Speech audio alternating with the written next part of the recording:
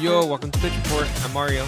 And I'm Amilcar, and you are tuning into part 2 of our 3-part series of the top 25 most important moments in the last 25 years in soccer, according to Pitch Report, aka me and Mario. So our opinions. This is the part 2, which is going to be, we're going to be looking at number 15 all the way up to number 5. Part 1, which was 25 through 16, already came out. So if you haven't seen or listened to that one, stop now, go back, watch that one first, and then you'll see, you'll join this one after, and then we'll do our top 5, which will be very interesting the next episode. So without further ado, let's jump right into it, Mario. Let's get to it. Number 15 happened in 2012. Sergio Aguero's last minute EPL league winner. Yeah. Aguero. That's all I can think of when I see this. Yeah, this is like a classic. If you have like soccer in your like social media algorithm, this comes up every now and then. It's just a very like amazing sequence of events. This in like the last game of the season, all teams play at the same time. Basically, Manchester United had to, I believe, win or tie. But then, no, there was something involved with Manchester United. I can't fully remember what needed to happen. But basically, last minute, Sergio Aguero scores a game-winning goal that gives Manchester United or City their first Premier League win over Manchester United. And it's just a really cool moment. Like, he goes nuts. You can hear the commentator. They're still wearing like their old like Umbro jerseys. This is like pre-Nike days. This is kind of like, this was already like the Abu Dhabi United group, Manchester United, but it was still like the early stages of that, and that kind of like symbolized. So that was like the beginning of like this success, where they've basically been the most dominant English team of the last 10ish years. Yeah, and I think when you watch the highlights, I think I know exactly what highlight you're talking about, because it gets served to me on Instagram once or twice a year at least, and you see that they're attacking, and they just don't get it, and then the last second, I think it was like even probably an extra time, or not extra, like the additional like stoppage time, when that goal happens, and it's just like the crowd goes wild. He just runs around in like circles, and it's crazy. It kind of reminds me of I don't know how many World Cups ago it was, but there was that commercial where the guy would do like the knee slide, and they would just keep going, and they just wouldn't end. That's kind of what this reminds me of. And the announcer, I think that's just also something that's so iconic. Yeah, that commercial still gets rerun every like major soccer tournament. I saw it recently. I think it was, I don't know what it was, but Hannah, my wife, hadn't seen it before, and she was cracking up at it. Yeah, it's like an iconic celebration, iconic commercial. But yeah, like you said, I think this was the start of like the upswing of Man City, and it was just so dramatic. Like you said, last game, last match, the other game had already finished, and it was within maybe minutes or seconds of this being over and them not winning the EPL. And it's crazy to think, because the EPL is like 6-7 months long, right? And to think that it all came down to one game, 1 minute, with a couple of seconds left, and they were able to win it. Yeah, it's a pretty nice goal too. Mm-hmm. But with that, we will move on to number 14. All right, so this one is Bayer Leverkusen's undefeated season, pretty recent in 2024. We saw this 2 years ago. This was Xabi Alonso's first season as head coach of Bayer Leverkusen. And I think it was his first year coaching, just period, in the first division. I think he was coaching second division in Spain in the years prior, and even in the middle of the season.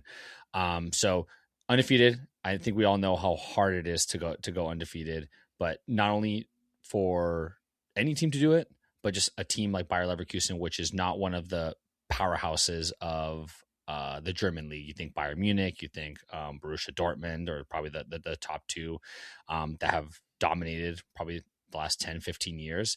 And Bayer Leverkusen came in with this rookie head coach, playing this kind of crazy, intense style of football, pressing hard. and kind of took it to them and came out of nowhere and ended up winning the Bundesliga and not losing a match. Yeah, it's insane. It yeah, just to not lose, especially when this is a league that's traditionally run by Bayern Munich in terms of winning the actual league. It was very impressive. And when we were doing research for this episode, I knew Xavi was good, but I didn't know he was so amazing. Even as a player, he had success basically everywhere he went, and just has essentially carried that success as a player directly into coaching. Hopefully, it takes a break at Real Madrid, but It already uh, seems like it has a little bit, depending on who you ask. So, hey, he got off to a very good start, yeah, and yeah, you can't go undefeated all the time in your first year. exactly. But I think it's Uh, just it's so hard to do. Like it is yeah, so hard. It's such a long season, so many different matches, so many opportunities for a loss to come in, and the fact that not only like we were saying, just not only just that it's so hard to do for a Real Madrid, a Barcelona, Man United, but for like a team like that to do it is even more impressive. yeah. Imagine like the mental fortitude when you're like 20 games in, you're like, we haven't lost, like we're undefeated, like just like kind of like letting that and still staying focused. It's just pretty insane. I feel like the stars really have to align for to pull something off like that. So this is definitely very impressive. Yeah, and I think something that I had seen with this team was that they were like a lot of kind of castaways or rejects from big clubs. So Bayer Leverkusen had bought them because a club that they were at didn't want them. And now looking back, you see like Florian Wirtz and stuff, and there's some really big name players. But before, when they were on this team or prior to that, they were unwanted, unsigned, and they just kind of Xavi took them under the wing, and then they ended up performing the way they performed, and now they're at all these huge clubs. Yeah, it's just it's amazing. It's like catching lightning in a bottle in a sense. Mm-hmm. And we can move on to number 13. So Yeah, it's speaking of catching lightning in a bottle. uh no, I'd say this is more like a example of sustained success and excellence. And this is the U.S. women's national team winning their back-to-back World Cups in 2019, and I think it was three finals appearances because previously in 2011 they were also in the final, lost to Japan in penalties, if I remember correctly. But this was significant one just to win back-to-back World Cups. We don't really see that very often, and then for them to pull it off was one very impressive and in very dominant fashion. Uh, and it was also in a time where in 2018, the year prior, the U.S. national team, the U.S. men's national team, didn't even qualify for the World Cup. So you had on one side of the national team one that can't even qualify to the World Cup, and then on the other side of the national team, one that's winning it in like very dominant fashion.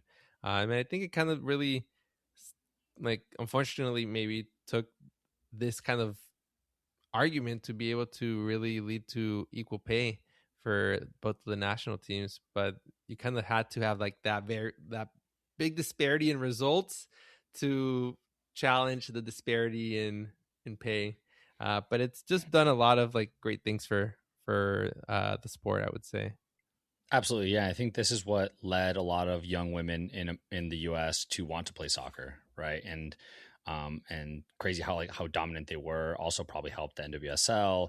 Now, a ton of American players are playing in Europe, where before a lot of them were just domestic. So yeah, I think it's impressive. I don't think that there was ever another women's national team to win back to back World Cups. So this is the first time that happened as well. And the team is just iconic. I don't know. It Yeah. just makes you remember like the Alex Morgan, like drinking the tea celebration Oh yeah. and all that stuff. And just how, like you said, how dominant they were. And how also just like brought kind of the US together in terms of soccer, because when we thought about soccer in the US, a lot of the times it was women's soccer because that's what was dominating and that's what was we were actually really good at, right? Yeah. Especially the U.S. where they're used to kind of like dominating. Like you think about Olympics of being like a force, and we haven't really experienced that on the men's side. So it was Mm-hmm. cool to see it on the women's side. Totally. And speaking of dominance. Okay. Okay, here we go. Oh yeah, this is Spain winning their second straight Euro in 2012, but more entirely it was they won the Euros, then the World Cup, then the Euros. Some people argue, I'm biased, that it's the arguably one of the greatest national team runs or national teams ever assembled and put together, with like the historic run that they went on in those like 8 to 10 years of basically they were almost invincible, winning everything that they did. Yeah, obviously the tiki taka, they brought that to the world, and the style that they played makes you think between them and like some of those like early Brazilian teams. Obviously, you have the Pelé teams, before, but then you think of the Ronaldinhos, the R9s, and then I think of the Spain team and how impressive it was and how dominant it was for them to do what they did. Yeah, I agree with like this in our 25 years would arguably and maybe be like the most dominant era from a national team. I think France could challenge that in terms of like results. France has been very dominant, very good for long time, but so far, I think Spain's had the most success in terms of like the trophies. And it was a very interesting progression. Like in 2008, they like I think win a very hard fought Euros, and then that was kind of like the beginning. You had a lot of these really young players that would be the foundation of like this core, who were also doing just amazing things in the Spanish league for the most part. Some of them Mhm. had previously maybe played in England with like I think Piqué and Xavi, and Fernando Torres, but it was just a very dominant time. No one could beat them really.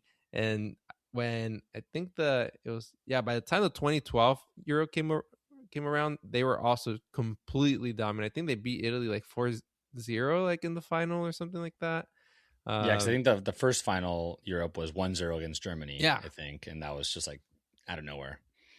yeah, and so it was just like one of the most dominant eras in football that we've really seen. Yeah, and it Uh, seems kind of it's a little bit kind of in parallel to what we're seeing from Spain now. With they won the Euros last year, 2 years ago, and they also have a super young team. All yeah, these 16 to 20-year-olds that are playing, and it makes you kind of, or it makes me at least kind of excited. Like, is this going to be kind of the new kind of new age golden era? And I say golden era, even though this was 10 years ago, a little bit over 10 years ago that this happened. So I consider myself very spoiled now, but before this, it was rough. yeah, I'm sure you're a Spain fan. You're definitely rubbing your hands at what's to come, and Oh it's yeah. it's looking good. And who knows? Yeah, if history's going to rewrite itself, they got the first marker, like you mentioned, winning the Euro. So next one on the list would be the World Cup, um, which they were the first European team to win a World Cup outside of Europe. Oh, I didn't know that. Yeah, Interesting. previous to that World Cup win, Brazil was the only national team to win outside of the continent. Wow. And now it's been totally different, right? Because Yeah, then it's we been have every Argentina. yeah. Germany won in South America, so it's kind of just been, um, yeah. I guess France won in Europe. So, but yeah, so we'll see. And I mean, the way it's looking right now, it looks like someone's gonna do it again for 2026. Yeah. Hey, I guess. Oh, I was going to say continent. I was like, I always think like North and South America. They're obviously two different Yeah, continents, but I was thinking, maybe South American teams might come through, But yeah, it doesn't look like. I mean, hate to say it, but the U.S., Mexico, or Canada yeah. might be tough. But with that, let's move to number 11. Talking about World Cup dominance, we got Brazil. They win their fifth World Cup. This was in 2002. Uh, this was kind of the maybe epitome of, at least Brazil's been dominant in football forever. I Hmm. think we just talked about some of the best eras with Spain. I think we've gone the longest without seeing a very dominant Brazil side in like these past 25 years. This kind of was like the last very big high point that they had. They've had obviously other big wins. They had the Olympics that they hadn't won up until 2016, I believe. Um, but 2002 was just very impressive. They won their fifth World Cup, which just cemented them as like completely dominant. At this point, no one else had even won 4. Since this World Cup win, Italy's come close with 4, and Germany has also gotten their 4th World Cup. Uh, Argentina's now 2 behind, but this was just like completely like dominant Brazil side. They went in, yeah, it's very impressive.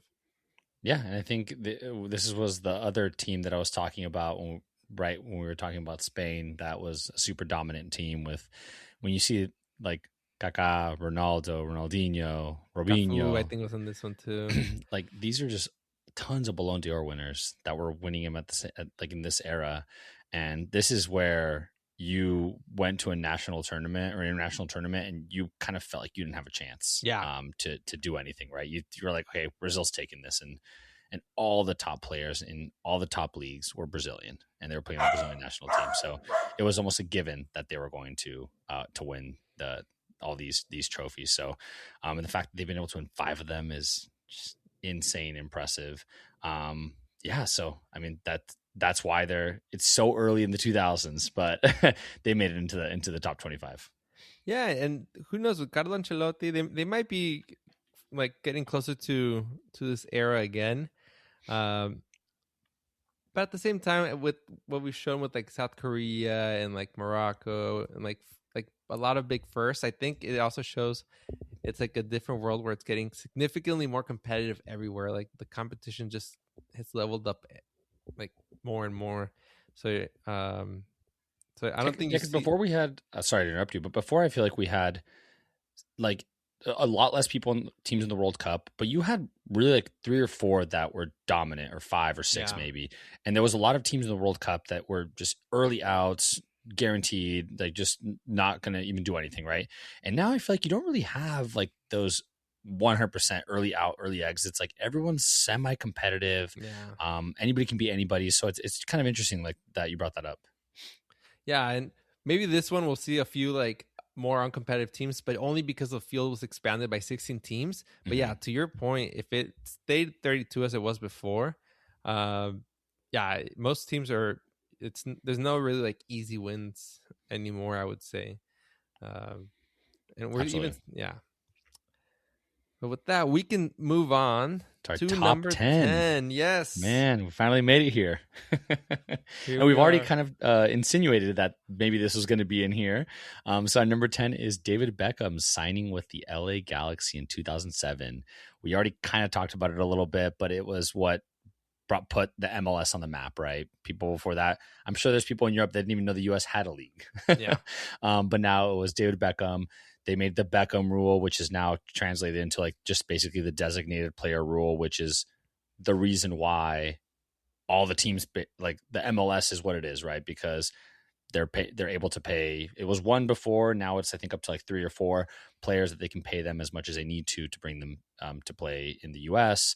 And that's really attracted the likes of the Messis of the world, and the Chukis. Like I mean, the yeah. list is Sonny, Thomas Mueller. Yeah, I knew so many.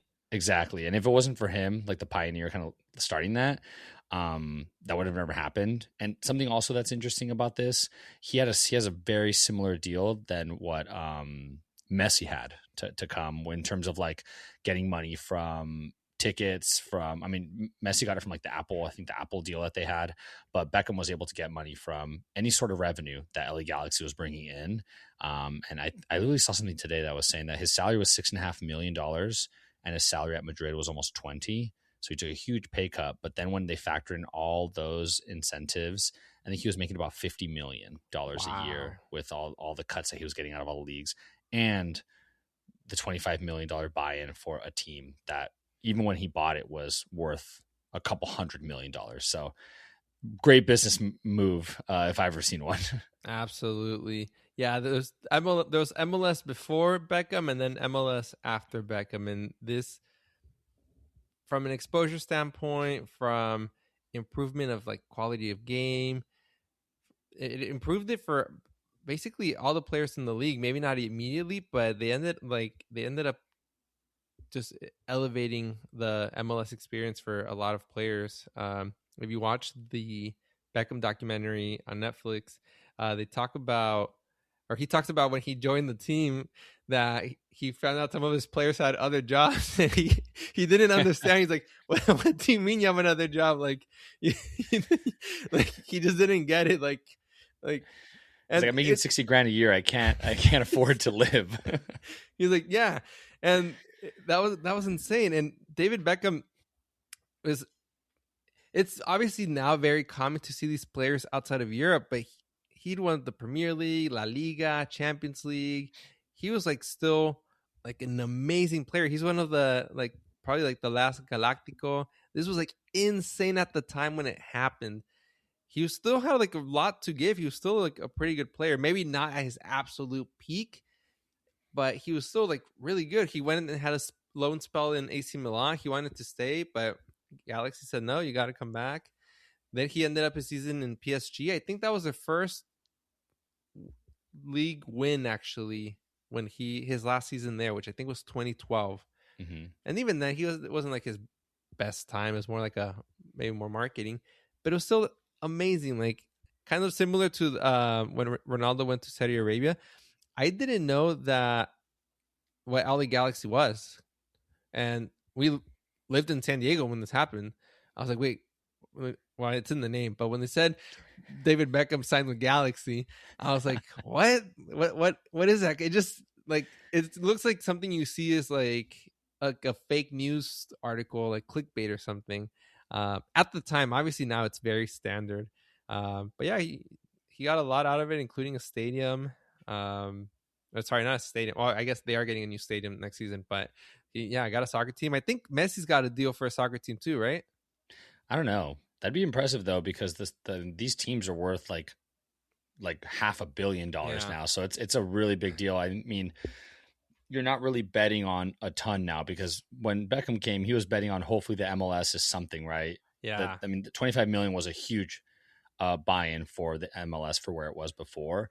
Now you'd think that, I mean, maybe he has a deal similar, but what, he's gonna have to come out 200, 300, 400 million dollars. Yeah. I can't imagine it's gonna be something as sweet, because you're not risking as much, I guess, in this situation.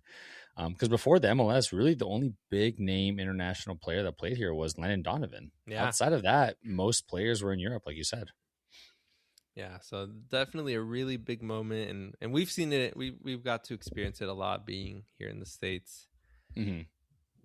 But with that, we'll move on to, for some reason, one of my favorite moments or in this list, and number 9, it's FC Porto winning the Champions League in 2004, and I think like most of us, I like a good underdog story, and this was a really incredible underdog story. La Primera Liga is not like a. Why are you laughing, Amilcar? I'm just sorry. I'm just laughing because you said like we all love a good underdog story, and I was thinking of the video of Parks and Rec where he's like, "We all love a good comeback story," and the whole part that comes from that. So that's what was in my head when you were saying that. Sorry. I'm glad I have your full undivided attention. I actually haven't seen now. I will check it out though. Oh, it's great. But yeah, everyone loves a good comeback story. And yeah, FC Porto had one. Not a comeback, but Underdog. Underdog within the Portuguese league. Like it's kind of like a 2-league team for the most part. It's, or maybe 3. It's Sporting, it's Benfica, and Porto. One of them 3 usually wins it. But Portugal's a small country. It's a small league relative to like the big 5 in Europe. So this was like an enormous accomplishment. You really hadn't seen something like this in a while. And you haven't really seen a team of this size do this in the Champions League like since, really. I think the closest thing was maybe Ajax in the semis against Tottenham, and I think in 2021 I want to, or 2020 I want to say, or 2019. And this was a team that had like really good players. Like Deco went on to play for Barcelona after this, but I think the figure for this team would be their head coach, which was a Jose Mourinho team. I think it was his first full season coaching them, maybe second. Yeah, I think it was second.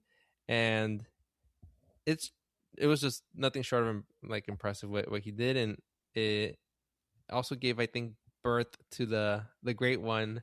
Again, referencing Jose Mourinho, uh, and what he would end up becoming in the world of soccer for the next 20, or I guess, yeah, ever since. Totally. Yeah, I think echo everything you said. I think this was super impressive. No one had done it before like this, like such an underdog, and I don't think anyone's done it since.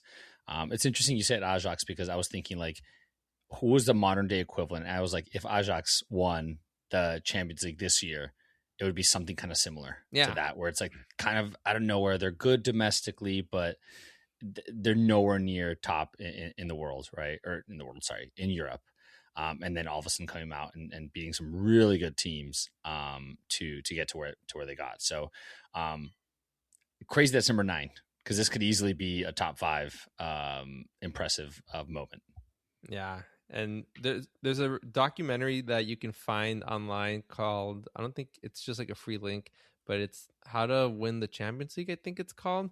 And there's like a really good like 50-minute episode that basically chronicles Porto's win in the Champions League. So it's definitely worth the watch. I'm shocked it's not on Netflix, man. I feel like Netflix buys the documentary rights for every big event or every big news story. Yeah, it's produced out of the UK. I think it might be like a BBC thing or something like that. And they have a few. I think they might have one on Real Madrid too, and they have one, I think, on just on Jose Mourinho himself, Oh wow. actually. Yeah, and they could talk about Inter and everything. So definitely worth the watch. Yeah, and with that, we'll go to number 8, one of my favorite ones. Once again, how it's number 8, I don't know, but it is Real Madrid winning their third straight Champions League. They won in 2016, 2017, and 2018. Similar to the Spain run, I think it was one of the most dominant runs for a club team. The difference I would say here is that they only won 3 straight Champions Leagues. They didn't win 3 straight La Ligas. They didn't win 3 straight Spanish Super Cups. Like it was just Champions League. And this is like the era where if you were playing Real Madrid in the Champions League, you kind of felt like you were just not going to win. Whether it was a comeback, whether it was domination, you just felt like whatever was happening midweek or sorry, like on the weekend or in La Liga and all of the tournaments. It didn't matter how they were playing. When the Champions League came on, and they was like when the Champions League hymn came on, it was just like a totally different team, and there was domination. Yeah, this was like a Real Madrid team that they, in a way, like they had like the cheat code to the game or something, where you mentioned they weren't always like the most dominant or in their best like moment, but they just found ways to win. Like it would somehow they would make it happen.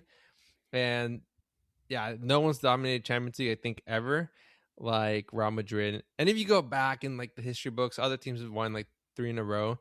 But the world of football is in a completely different place now than it used to be, I think, Yeah, no one's won it pre in the 90s. format that they had Yeah.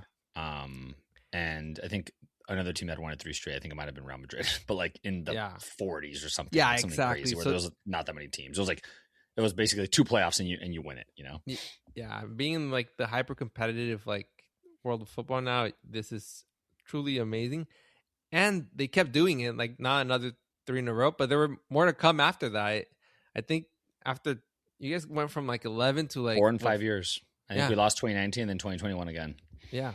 Was 2020 the Ronaldo Chilena against Juventus? No, it's 2018. So this is Noodle Hair Oh, okay. Ronaldo. He's like that guy Noodle Hair Ronaldo was a different beast also.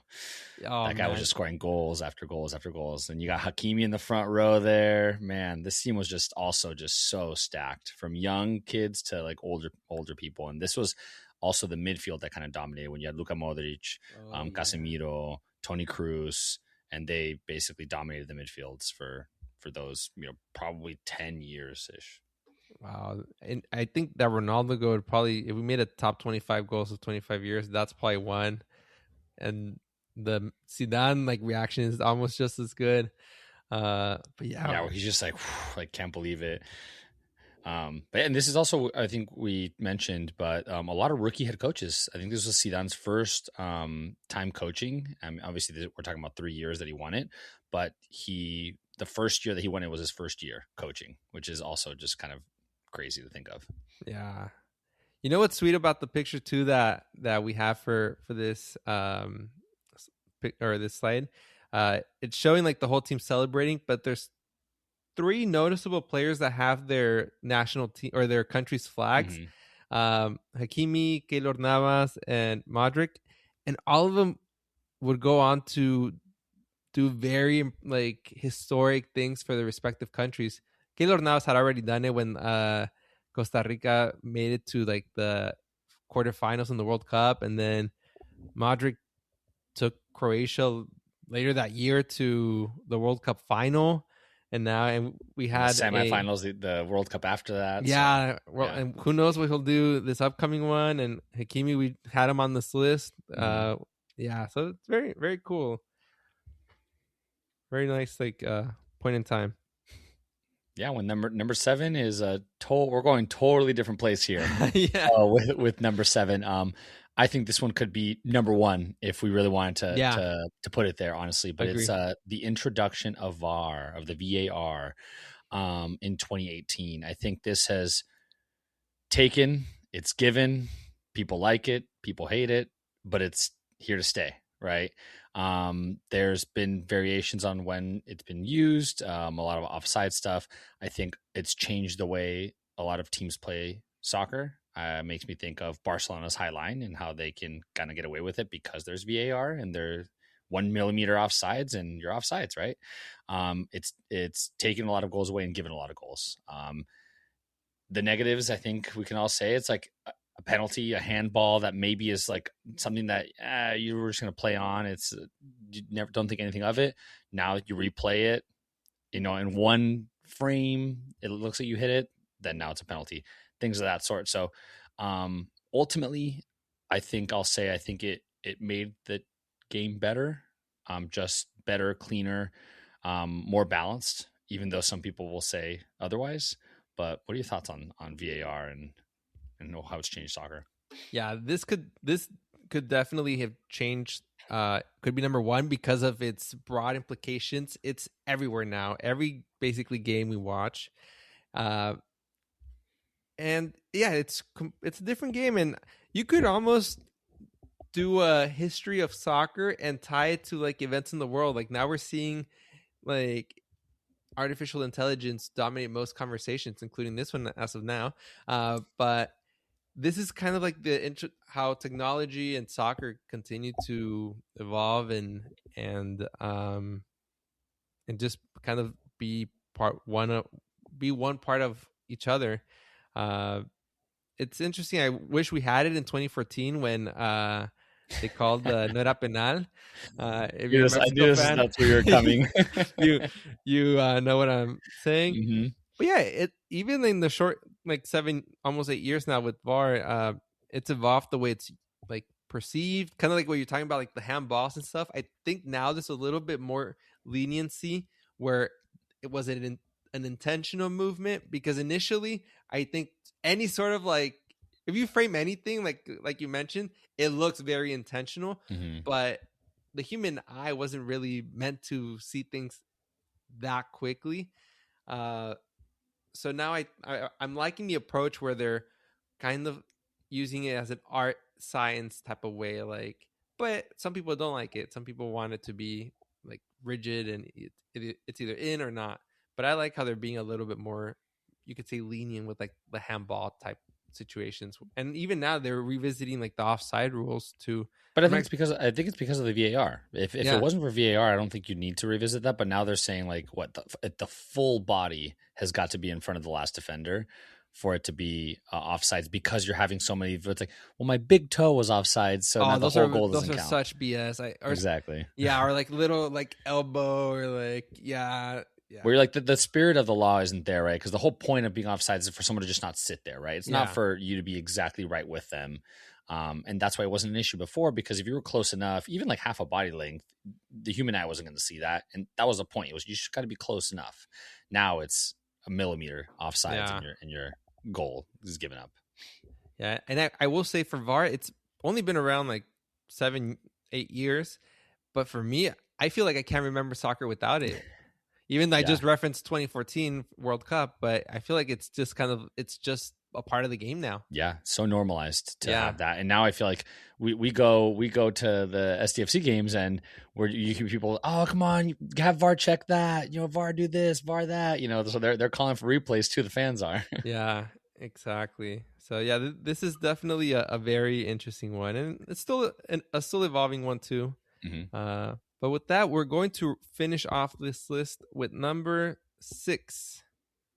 All right, so this is a pretty impressive one. So now we're splitting hairs. It's kind of interesting because everyone that we're doing ever since like 8 or 9, I'm thinking this could be like a top 5. Like how do we decide? Like split the hair to make Greece winning the European Cup in 2004 be number 6. Because this is arguably the comparable to Porto winning the Champions League, Yeah. but at a level even crazier than that, right? Like double as impressive as that, because you think the best European or the best teams come from Europe, most of them. So winning the European Cup is almost like a junior World Cup, right? You Yeah. almost won the World Some Cup, and say some in Europe say it's harder to win the World Cup. right, because all the groups are European teams that you're playing against, Yeah. and yeah, it's super competitive, and you can probably get into more of the stats because I know you know them on this one, but they were super super low ranked, right? And they ended up upsetting so many teams, and on their way to winning it. Yeah, this is just like you mentioned, very impressive feat. We've talked about a lot of like underdog stories, but this was a team that on paper and on the field honestly wasn't like that great, and they win the World Cup final kind of in the way that Portugal did. They beat Portugal, the host, 1-0. This was with the Cristiano Ronaldo, and basically going to this game, I had a tour guide in Lisbon like tell this story that they were like getting ready to celebrate the first Euro win. They had this Mr. Cristiano Ronaldo. They were going to win. They had Figo, they had Deco, they had I think Paletta. They had just an amazing team, and Greece stunned them with a 1-0 win. And I mean, Portugal would get their World Cup, or sorry, their Euro Cup like 12 years later in the same way, beating the host 1-0 as underdogs. But yeah, this was a team that was not great, but this was just really like a Cinderella story. You could say like a fluke in many ways. Uh, my understanding is that they won every game 1-0, and I believe every goal came from a set piece as well. So like I'm telling you, this was not a team that was like, it's impressive. They still had to win. They had to beat the teams. But I believe they made out of the group stage because they tied every game or something like that. And then so they were like not impressive, but they were able to finesse They found a a way to Euro. win. Yeah. Basically, you got to defend pretty hard then too. Yeah. And I'm sure if you're listening in Greece, you're like, no, this should be number 1 on the list. But yeah, this is just like nothing short of amazing. Yeah, I was gonna say this would be like if Mexico won the Copa America, but that makes sense in some ways. Like you could see it happening. This is like just very like you don't, especially back then, where I think when I say back then, it was still before we started seeing like this more like hyper competitive landscape that we do now. So just a very amazing story. Yeah, and I think that's like the perfect way to round out the last one that we're going to be going over today. It makes you think like the top 5, man. That's going to be very interesting, potentially. Yeah, we might upset some people. Exactly, because like you said, this could have been one. The last 4 or 5 could have been one.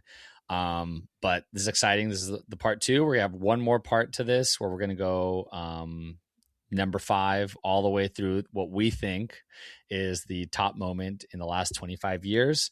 So yeah, thanks so much for joining us.